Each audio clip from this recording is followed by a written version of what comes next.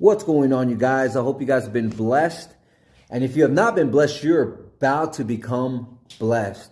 A show of hands, how many of you guys out there have that type of mindset where you just hate tithing?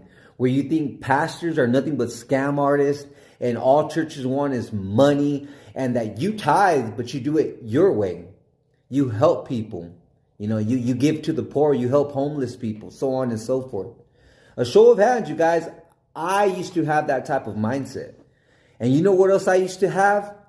An empty bank account, you guys. I didn't used to honor God with money. When I used to tithe, I kid you not, when I was like my first year as a Christian, I used to put in like $2. If that, $1 or $2, you guys. And I used to do it just so that I wouldn't be like an outcast Christian, like, not putting money into the offering plate as it passes by. I used to do it just to play a role.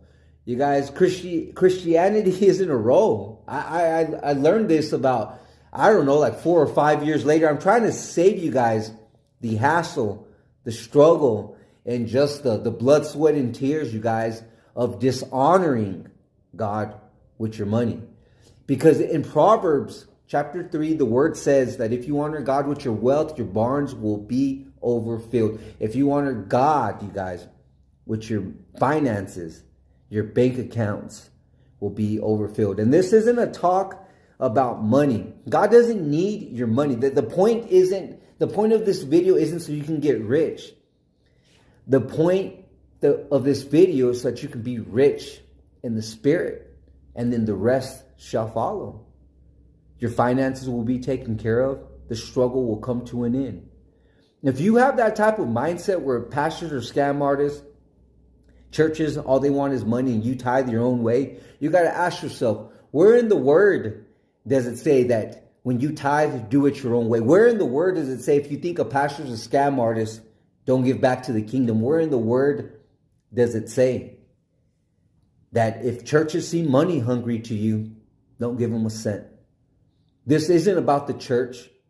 This isn't about a pastor. This is about where your heart is, where your treasure is at. If you, I can't stress it enough. If you just honor God with your finances, your barns will be overfilled. And I know this from experience, you guys. God doesn't need your money, but God does want your heart.